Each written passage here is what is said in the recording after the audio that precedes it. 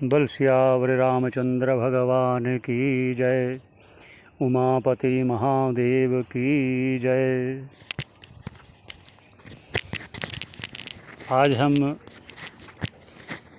चर्चा करेंगे जो समाधि के बारे में कहा गया था कि राग द्वेष आदि प्रतिबंधक हैं। उस विषय को लेकर किसी भी श्रोता ने शंका नहीं की। किसी भी श्रोता ने शंका नहीं की। इसलिए हम स्वयं ही शंका उठाकर उसका निराकरण भी करेंगे। वो क्या? जब ये कहा गया कि समाधि में राग द्वेष आदि प्रतिबंध हैं, इससे रुकावट आती है, विघ्न हैं ये, तो यहाँ शंका ये उठाते हैं कि जिस प्रकार जब पांडव वन को गए और शुरुआती दिनों में ही जब द्रौपदी पानी लेने जाती है घड़े में, तो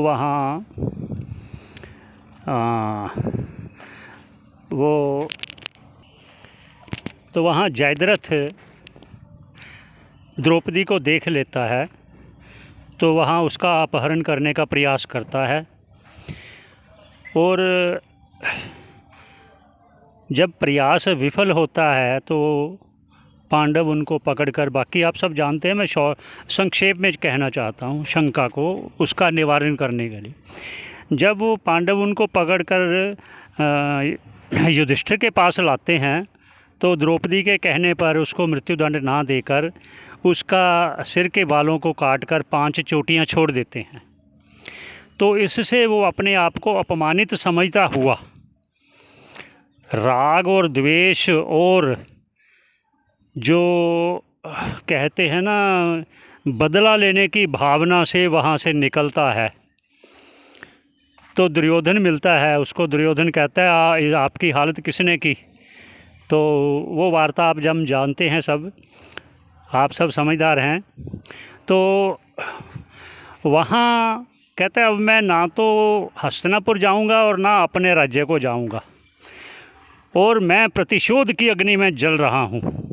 तो मैं पहले महादेव को खुश करूँगा, उनसे वरदान प्राप्त करूँगा ये पांडवों पर विजय पाने के लिए। तो वहाँ देखिए वो वहाँ ध्यान करता है भगवान शंकर का।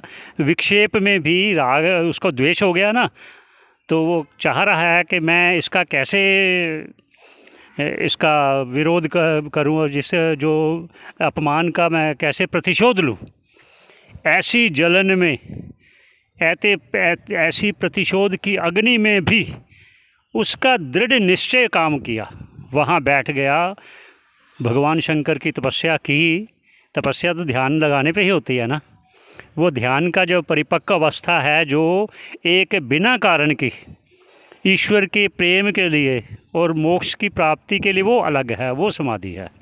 लेकिन यहाँ शंका इसलिए उठाई कि किसी के मन में शंका अगर आई है तो ठीक है, नहीं आई तो हम स्वयं शंका उठाते हैं। तो उन्होंने महादेव को प्रसन्न भी किया, वरदान भी प्राप्त किया, क्योंकि देवताओं का ये मुख्य कार्य है, जो उसकी तपस्या करेगा, उसका भजन करेगा, वो प्रसन्न जब होंगे तो वरदान देकर ही जाएंगे। वो क्या वरदान मांगता है ये उस पर है। तो एक और शंका वो ये कि जब पांडव वनों को गए तो उनके मन में तो प्रतिशोध की अग्नि जल रही थी। तभी तो अर्जुन ने भी कहा मैं दिव्य अस्त्रों को प्राप्त कैसे करूं। तो देवराज इंद्र के पास पहुंचे, भगवान शंकर को प्रसन्न किया, उन्होंने भी तो तपस्या की। उन्होंने, क्योंकि देखो प्रतिशोध की अग्नि में जलते हुए, इसका अर्थ है कि ये जो प्रतिबंध जितना दृढ़ है उससे ज़्यादा दृढ़ उसकी इच्छा शक्ति हुई कि मैंने ये प्राप्त करना है।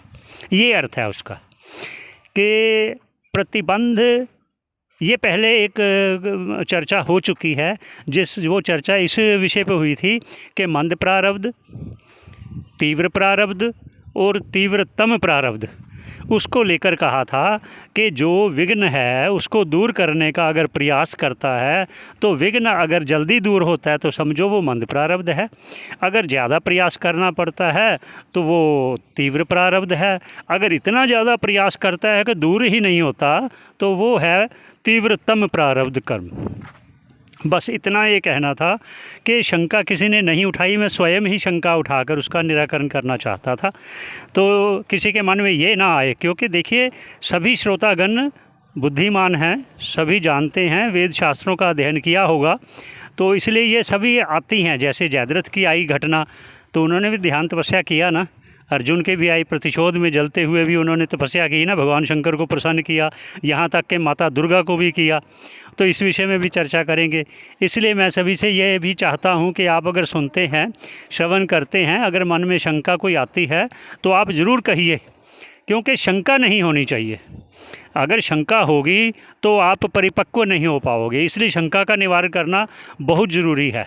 इसलिए मेरा मन था कि आज चलते चलते ये बनाते हैं, चर्चा करते हैं, तो यहीं पर इसका विश्राम देते हैं, आगे फिर चर्चा करेंगे। सभी का कल्याण हो, सभी के मंगल की भावना रखते हुए बोल सियावर रामचंद्र भगवान की जय, उमापति महादेव की जय।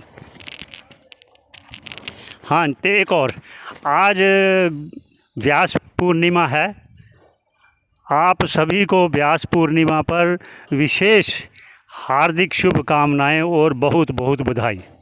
धन्यवाद।